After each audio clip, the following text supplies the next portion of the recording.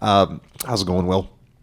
I'm doing well. Good. Only 3 innings last week before the rain delay, but kind of how did you feel out there after the week off, and did you notice anything different with your stuff and that abbreviated outing? It felt good. I kind of got a reset week, as King was calling it. Not by choice, but I think that it really helped me, and I think it helped the team kind of show that we don't need one person. It takes everybody to win a series, win a game, and I think it's really going to benefit me through the stretch and through the rest of the season. But Thursday, LSU, the biggest thing was just mentally, and it was kind of making an adjustment of not necessarily going away to hitters or going in and trying to hit them, but hitting them kind of sets up everything else. And so I've kind of developed my sinker, and that was a good pitch for me on Thursday, just kind of showing that to the righties and then expanding late with the four-seam away, then really expanding with the slider. It really worked, and I guess that's all my pitches. And kind of being free and easy down the mound has really helped me kind of figure out where I want to pitch, how I want to attack each hitter, and get them out.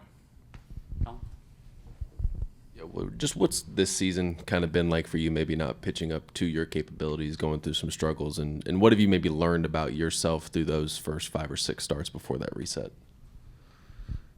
It's been difficult because I've got standards for myself, and I know a lot of people in this city want me to succeed and see me do well, but a lot of it's personal.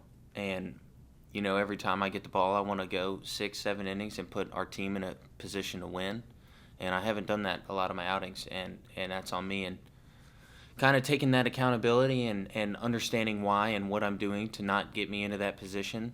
And a lot of it is just high pitch count early in the game. And so getting that sinker has really helped me. That first inning against LSU Thursday, I threw 9 pitches, and I hit Dylan in a 2-0 count. So I think I got Gavin 0-1 and then threw him a sinker, fly to right field, and then Trey on the first pitch, fly to right field, hit Dylan 2-0, and then Tommy White 0-1, threw him a sinker.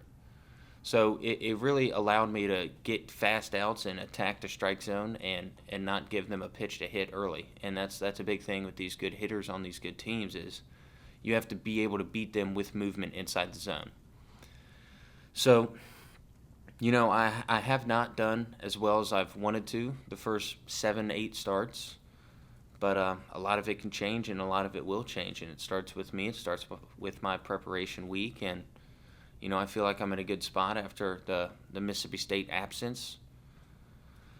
That was difficult for me because I've never pitched on my birthday, and of course, Thursday Mississippi State was my birthday, and I didn't get to pitch, and so that was kind of a motivation for me to get back into what I know I can do and what these coaches have faith in me to do. And, I like where I'm at, and I think Coach Parker does too.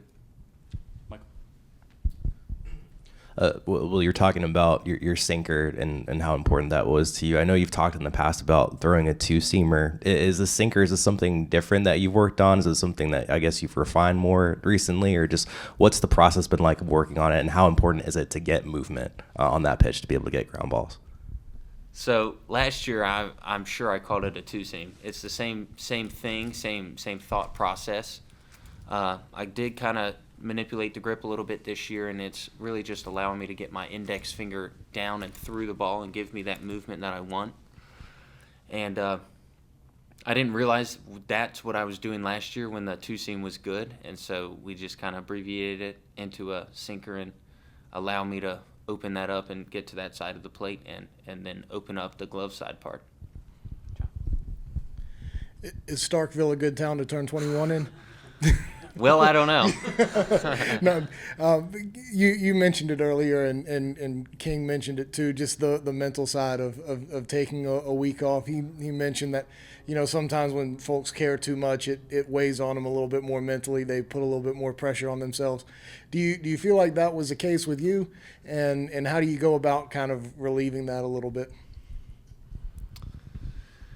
Ever since I was a kid, my dad and I had a. We would always talk about pressure, and we had this one kid. His name was also Will. He would always hit leadoff. His dad was a coach, and that kid put so much pressure on himself, it was hard for him to succeed. And so we talked about that kind of through this season. And, I've always seen pressure as a chance to succeed, because all pressure is an opportunity, and pressure comes from yourself. It's not other people saying you have to do this. It's you wanting to succeed so bad that you only think about what happens if I don't, So taking a reset was good for me, I think. Not necessarily that I was at that point, but I care a lot. This is what I love. This is what I want to do. And this school has given me a lot, and I want to give it back to the coaches, the team, and the city. So it was more almost than baseball. And so kind of not throwing for 10 days in a game really aggravated me. And it kind of gave me an opportunity to get back in the weight room and kind of figure some things out physically, mentally, and just reset. And, I think it showed, even though it was 3 innings against LSU, it felt like that's what it's supposed to be. And there was no pressure. And, I kind of like the word pressure, just because that's what I want. That's what I strive for, to be in those situations, because ultimately, to be in that situation, it's a privilege, and it's the coaches believing in you and giving you the ball to succeed. So I don't see it as a negative way, and I think this reset is really going to help me through the season. Well, kind of sticking with that, but as you evaluate your start against LSU, whether in real time or watching the film or going back and looking, how do you evaluate what's working? Is it the swings that the guys are putting on balls? Is it whiff rate? What are you kind of paying attention to say, okay, that looks like what it's supposed to look like? Well, 4 people got on base, 2 hits, 2 hit by pitches. The biggest thing I look for is stress pitches. It's runners on second, runners on third with no or 1 out, and you got to execute a string of pitches to get to 2 outs and maybe get a ground ball, get out of the inning. So I know in that second inning, Kay Beloso hit a 3-1 fastball to right field, and I don't know what Ethan was doing, but the ball got past him, and he was on second. I faced Jared Jones. And something that kind of becomes mental is I throw Jared Jones. He's a freshman from Atlanta. I throw him 2 sliders, 2 swing and misses, 0-2, and then I throw him 2 curveballs in the dirt that he doesn't swing at. And so it's like it's processing that the count is 0-2, but the pitch does not need to be better. It needs to be executed, but it doesn't need to be extra stress, extra tension to get that ball to where I want it to go. And so, I throw him a 2-2 slider, and he lines it out to Leroy. And then I faced Brady Neal, small left-handed hitter. It's executing my pitches, and I know through the game, after the game, if it was a good outing, if it's where I want to be, and so I can kind of feel it. So it's not necessarily that I have to go back and watch the film or do all this stuff. I'm confident in my work, and I know what I worked on, and it showed, and I just got to keep working. Hey, well, sticking with the theme of the pressure more as this team, I asked Coach, he said you guys relish this opportunity. So I'm curious, as the players, how much are you guys relishing this stretch, playing against the quality opponents and knowing that you guys have to compete well, because these are teams you're going to play down the road? I think that's why we come here. It gives us an opportunity to play the best teams in the country, and it's a blessing to be a part of. And so it's not like all the pressure's on me if I pitch. All the pressure's not on Ethan Petrie to field a ball in the right center gap. I mean, it's a whole team. And so something that Monty and I, Coach Lee and I were talking about is it's 9 people versus 1. And so when Dylan Cruz steps in that plate, I'm very confident that he's not going to put a ball in between 9 of the best fielders of the country. And that's kind of the way that I've seen the last 15, 18 days throughout not pitching is just it's bigger than one person. It's a whole team. It takes a whole team to win a game. And that kind of helped me see it from a different perspective. And so I'm glad that I had a chance to take it away and see it from that perspective.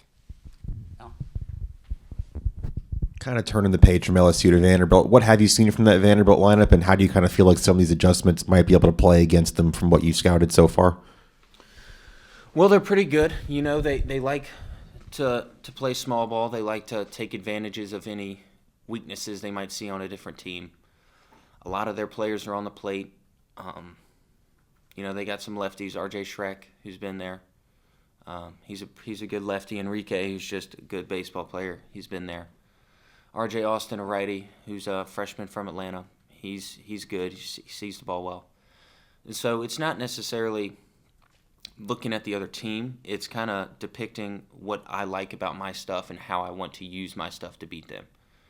And so Max Scherzer, I remember a video from like 2-3 years ago. He said, I don't care. I don't know if he said that, but he was like, I don't care if what the hitter's strength is. I'm going to pitch to my strength. And if we have the same strength, he has to beat me. And so that was the way I was attacking Dylan Cruz, Tommy White, Jordan Thompson.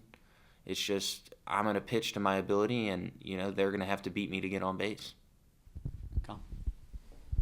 Will, kind of sticking with that, you did throw a little bit at Vanderbilt your freshman year. That 9 pitches, I think. It didn't go well. Yeah, 14 pitches actually. I just looked it up. The notebook's failing you right now.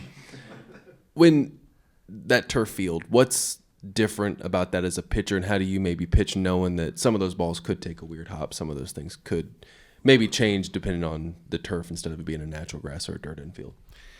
I think turf gives the defense an advantage because it's so similar all throughout the whole field. And so my approach is going to be the same, throw down at the knees early and then attack late and try to beat them up.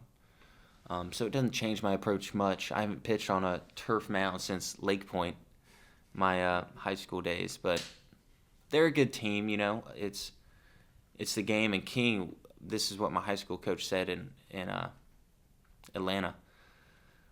Our region was horrible, and so we'd play these teams that had no business playing baseball. We'd beat them 18-1 every game, and to make sure we'd come out ready to play, he said, "We're not playing the team; we're playing the game."